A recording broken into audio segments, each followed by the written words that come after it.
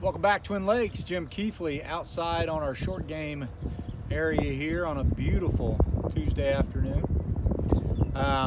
Answering another question for you, our fourth question in a series of many. So just like the last video that I sent out, I consolidated some, I tried to answer as many questions in one as I could, and I think this kind of falls into that category as well. Has to do with short game. I had several short game questions. You know, set up, how do I hit a pitch, how do I hit a chip, chip and runs, you know, why 7-iron versus lob wedge, those type of scenarios. So basically today's video is what's the difference between a chip shot and a pitch shot.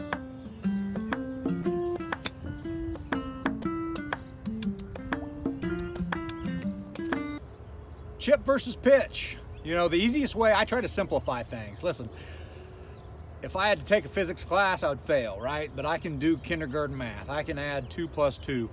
And that's how I like to teach. I try to really break things down and simplify everything. So 25 years of teaching, the question comes up a lot, you know, Jim, I don't know whether to hit a chip shot or a pitch shot. And I don't think you should differentiate from the two, to be honest. You know, what changes? There are certain differences, and let's just talk about the definition of the two, I guess. Let's just start there. A chip shot is just something that you play with less loft, and it doesn't go in the air as long, and it rolls out. It's a chip. If you want to pitch it, the definition of pitch is that you're just going to use a little bit more elevation. So, you know, if you're in tall grass, or if you have to go over a bunker, or if you have to go over a tree or a bush, you know, you're going to use a lot more loft, I hope, okay? And you're going to elevate it, so it's going to be in the air a little bit further, and it's not going to run out as far. So by definition, there is a difference. But when we start talking about technique, let's not separate the two. Let's really make things simple. Let's teach kindergarten math here. So first of all, you have to just assess the shot. I tell all of my students, when you come up to a golf shot, there should be some type of assessment that takes place. And what would you want to assess? Number one, you'd have to look at the lie. Is it in the middle of the fairway, or is it in 3 inches of rough? I don't know if you could see that right there, but that's about 3 inches of rough. And hitting it off the fairway and then hitting off the rough, I think you should have a different club selection. So the first thing you have to do is just, let's think about what the lie looks like. Is it sitting down, or is it a perfect lie? From there, once you've looked at the lie, then you go through club selection. You could hit it with an 8-iron if you're here. This one, because it's sitting down in 3 inches of rough, you're gonna need some more loft, okay? Because this leading edge is gonna help you go through that grass. So the second part of that assessment should be club selection. And then from there, you just wanna think about where you're gonna land it, okay? So the assessment should be, look at the lie, figure out club selection, and then we're just going to think about where do I want to land it in order to achieve the appropriate shot, okay? All that's done through practice, because all it is a guess, right? Tiger Woods guesses every time. He's pretty good at guessing because he's put the time and he's very functional. So pre-shot assessment's very important. Look at your lie, choose the club, and then figure out where you want to land it, and then all of the guesswork is done, okay? From there, there is some technique. So let's now talk about how you're going to set up to these shots. All right, so now let's get into the way in which we approach these shots. So let's talk about stance, or what our body looks and feels like over the golf ball. One of the biggest issues, and I know there's some wind out there today. Hopefully the wind does not distract you. Hopefully you can hear my my voice. Probably the number one issue that we see with most amateur golfers, and this is probably about an 8 handicap or higher, is that number one, their feet are too wide. Okay, we put out a lot of different videos about ball position, but when we're hitting a pitch shot or a chip shot, number one issue is that their feet is too wide. Now, when we play golf, why would we want our feet wide? The only reason we want our feet wide is so we can transfer weight from one side and efficiently into the other side, so we can produce some pace and some power. This has nothing to do with producing pace and power. This is a very small shot. We don't need a lot of force. We don't need to move our weight around a lot. So the first thing I want you to do is put your feet almost touching, okay? A good rule of thumb is take your wedge, and you need to be about 1 club head apart, okay? Your heels should be closer than your toes, so you've got a look like this, okay? No good? Yes, okay? And I don't care if this is a pitch shot or a chip shot, okay? So number one, feet closer together. The second part of this, and this is probably, you know, feet closer together, that's a pretty easy fix. Okay, this next part might not be as easy. You're going to feel a little bit less comfortable doing this. Huge issue we see a lot is that people are too far away from the ball. Okay, they look like this. Okay, what do we see on tour a lot? Learn from these guys. Pay attention to what they're doing.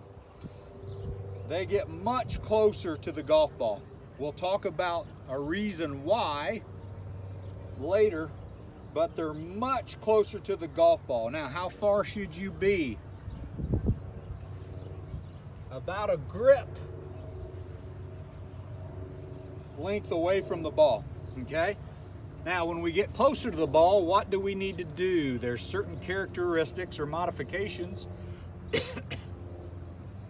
excuse me, that we need to make. Obviously, if we're way back here, okay, and we say, let's get closer, the first thing that you might think about is choking down, right? That gets us down on the grip. And obviously, the club shaft is going to be much more up and down. So instead of looking like this, it's going to look like this. Okay, there we are. Now, as we get closer to the ball, it's really important, and this is kind of this next level. We're not going to get too much into this, but on a chip shot or a pitch shot, we want that club to be moving more straight back and straight through, and we don't want it going behind us this way, okay? So we don't want to be a real flat plane. We want to get closer to it and keep everything more out in front of us, and that helps us with that, certainly. The next part, and probably the most overlooked part of all of this, and you don't see this a lot, but it's something that we see on tour all the time, is we talked last week about when you're hitting a driver, okay, that you have this secondary axis tilt, or your right is way below your left. We don't want that at all. When we're hitting a chip shot, we want to think about our shoulders being much more level. We don't want this, okay? When we're like this, what's that going to cause? The propensity to hit fat shots. If you're leaning back, you're going to hit back here more often, okay? So we want to get our shoulders much more level. You will actually feel as though this shoulder is going way down. Now, you're not going to look like this, obviously, but let's just think about your shoulders being more level. Now, something that can help that, and this is also equally as important, is where should your weight be? Off your right foot or your left foot? I think most people would say off your left foot, and I would agree. So, let's put all this together. Feet close together, closer to the ball. Don't look like this where your shoulders are tilting back. Let's get your shoulders more square or level, and when you do that, put your weight forward. Everyone says, well, how much of my weight should be forward? I don't know. If I had to put a number on it, I'd say 65 or 70%, okay? Whatever that feels like, but we don't want the majority of your weight to be on your right foot. So, this is what it's gonna look like.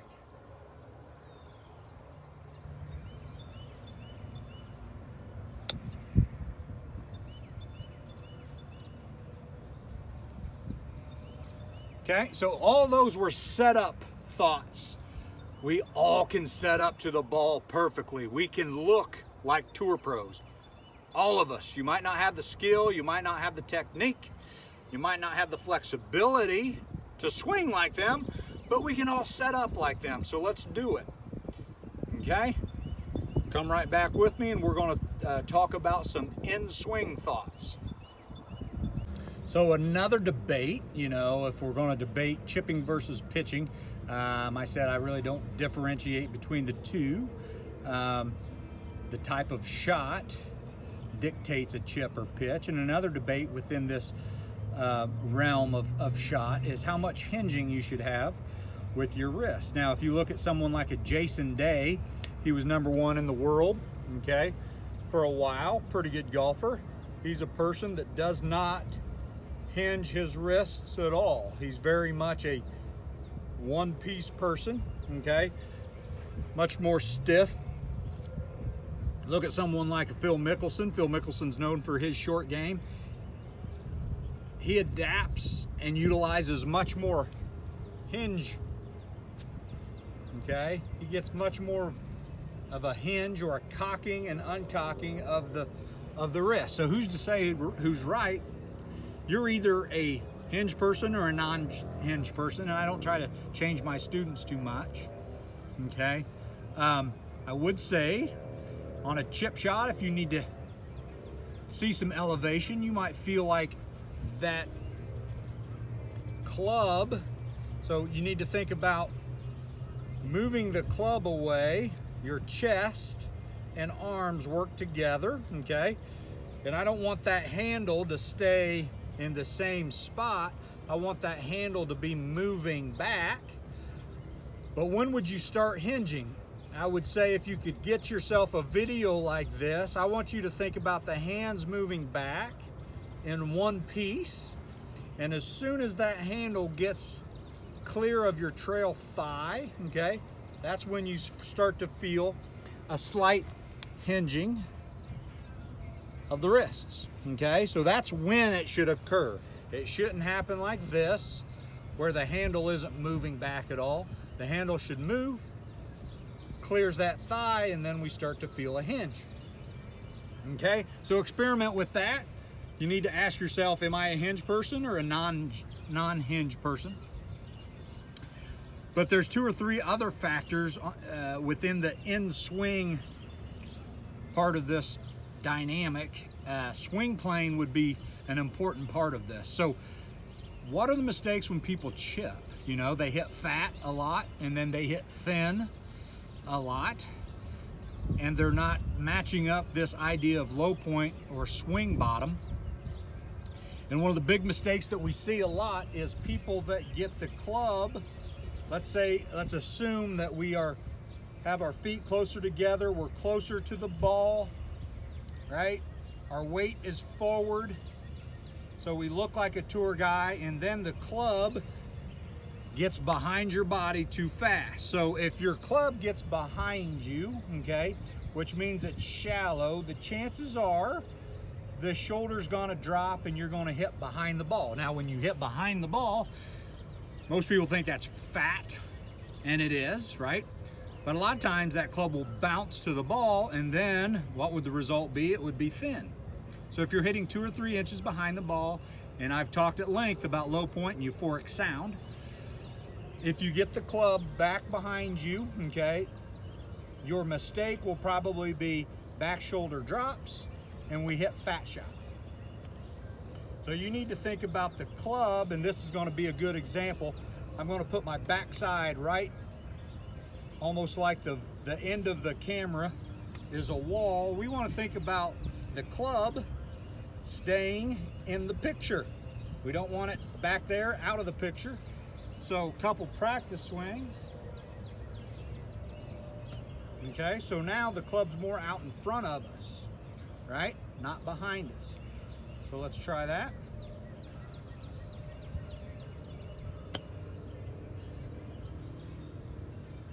Okay. So hinge versus non-hinge.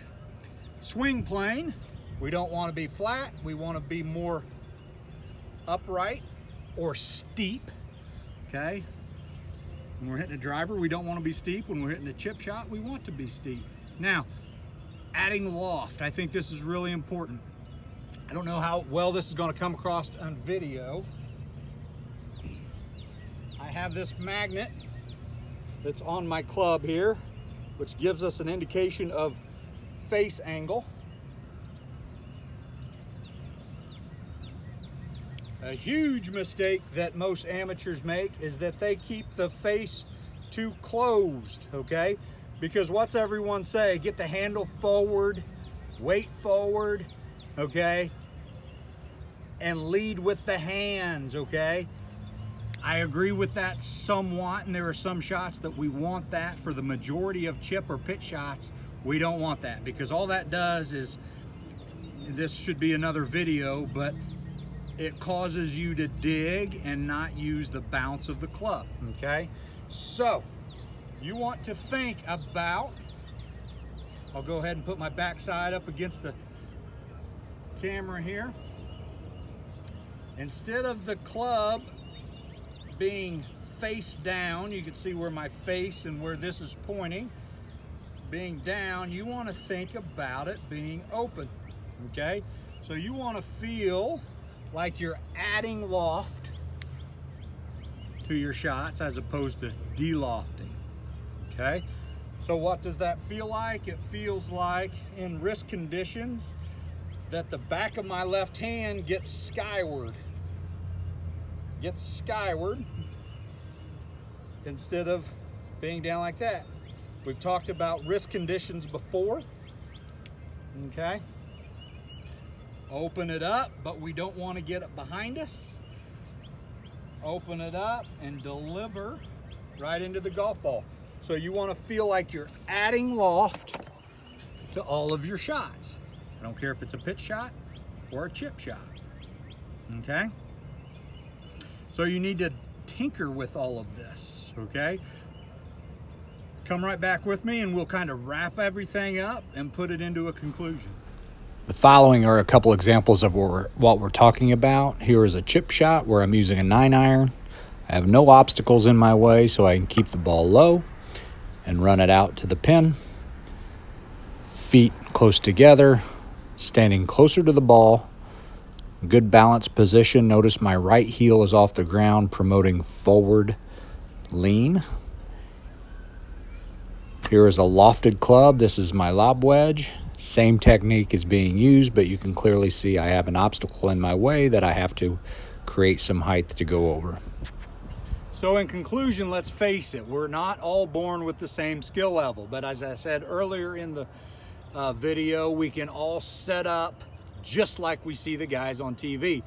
What do we want to do? We want to be set up in a position where our feet are much closer together, right? Don't be wide.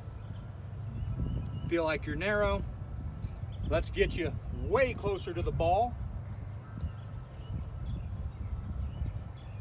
Not here. Here. We might need to choke down, and the club shaft should certainly be higher, okay?